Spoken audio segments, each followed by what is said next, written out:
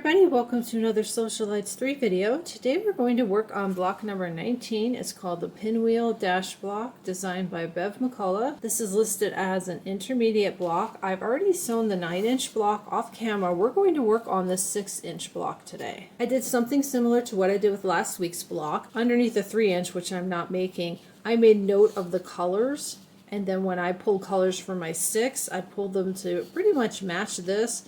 And when I worked on my 9, I'm only using pinks, reds, and tans, so it was a little more difficult, but that helped me keep track of which colors went where. We're going to go ahead and get started with our block assembly. If you like drawing lines, you're going to draw a diagonal line on the wrong side of your fabric A squares. I'm going to sew using the diagonal seam tape today. What's a little bit different about this block, and I think we've done one like this before, but just make a note, you are drawing a line down the center, but we're sewing on either side of the line a 1/4 inch away. So we're not going to sew on the line, we're sewing on either side. And what's nice about this is when we make our half square triangle units, we have the opportunity to trim them down so they end up just the right size. We'll start with fabric A and fabric C. We have 2 colors of fabric C. Since I'm not drawing lines, I can get these ready on my design board and then take this over to the machine.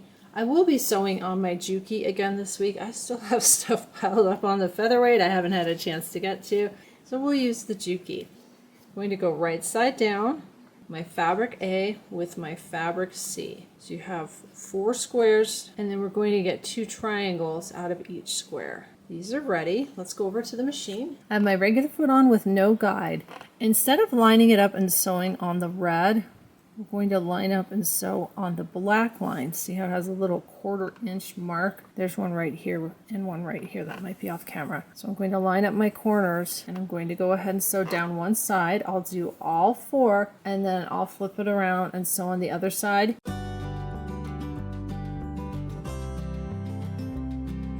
Got all 4 sewn. They each have 2 lines of stitching. We're going to cut these down the middle.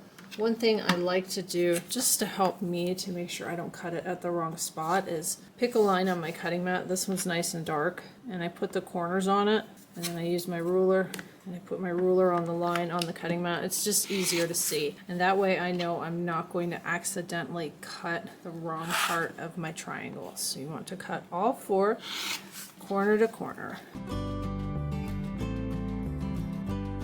Once you've got these cut, go back to your pattern and look here for your reference for your measurements. This is for the 3-inch, the 6-inch, and the 9-inch. My half square triangle units are going to measure 2 by 2. There's a couple ways to measure these. You can open it up, take it to the iron, press it, get your ruler, and most rulers have a line running diagonally across it right there. So you can line that up on your half square triangle unit. And when I put this down without trimming, you can see here's the 2 and the 2. I have extra on either side. I'm going to be able to trim this down. That would be the way you do that with a regular ruler. For this size, for 2-inch, I can use my square up ruler. This is called a 6.5 inch triangle square up ruler by Quilts in a Day. I think I've shown that before. I'll go ahead and make sure it's linked below for you. We have full size numbers on one side and half size on the other. This needs to finish to 2 inches square. Here's my seam line. I line that up with the line for the number 2. Get that nice and straight. And I cut that and that. Let's go ahead and open it, and I'll press all of these toward the dark.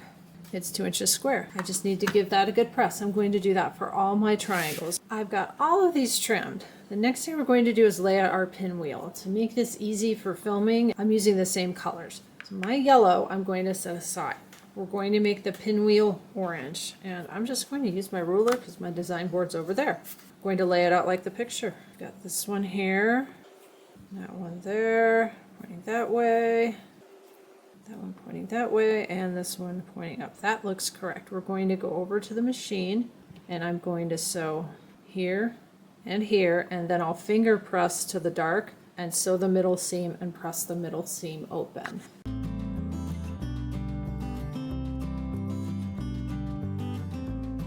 Let's see how I did. Looks pretty good. I'm going to take this over to the iron and now press that with the iron. This one is toward the orange, so toward the dark, And then this center seam I am going to press open. I've got the pinwheel over on the ironing board under a clapper getting nice and flat. You can double check your measurements for whichever block size you're making. We're going to go to the next step and work with our fabric D's and our fabric B's. One thing I did different when I pressed my 9-inch block, see how this has you pressing up toward the fabric B? I pressed down because fabric D's were darker and I didn't have any problem doing that. Here's the colors I picked for my fabric D. Even though the red is on the side in the picture, I'm going to put my red in the middle. I think that if I line it up like that or like that, I feel like the red is a little too intense and it's going to stand out too much. So I'm going to take these and I'm going to go ahead and lay them out and get them ready to sew. Because this rectangle, it's not rectangle, if that makes sense, like this one. This one is almost rectangle square. It's really easy to turn it the wrong direction. So I'm going to lay it out first, make sure everything is going the right direction, and then sew it together. I definitely like the red better in the center. These are ready to sew. I'm going to sew the green to the red first and do all of the green to red, and then also the red to the blue. You can see it has this pressing all to one side. That works. Or like for me, I've got a really dark color in the middle of the red. I'm actually going to press these in. These are all pressed. Let's sew on our fabric piece.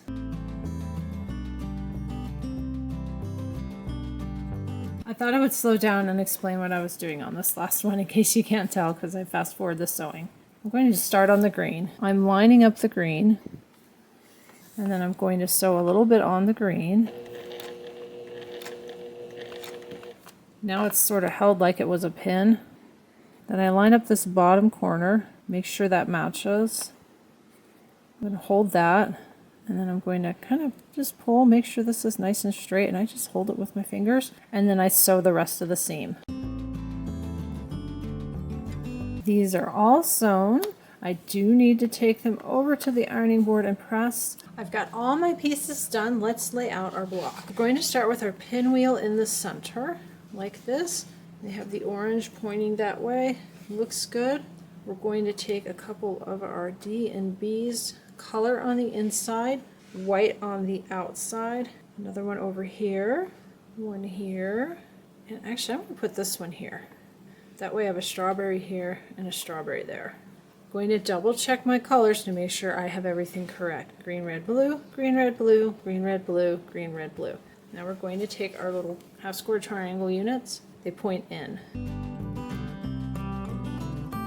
I'm going to go to the sewing machine. So these, and these, and these, press and sew the final two seams. Here's the pressing directions for this, and they do have you press the center out and then the top section in. That way when you put this row on the center section and the bottom row on the center section, that seam right there is going to nest. Let's go finish sewing our block.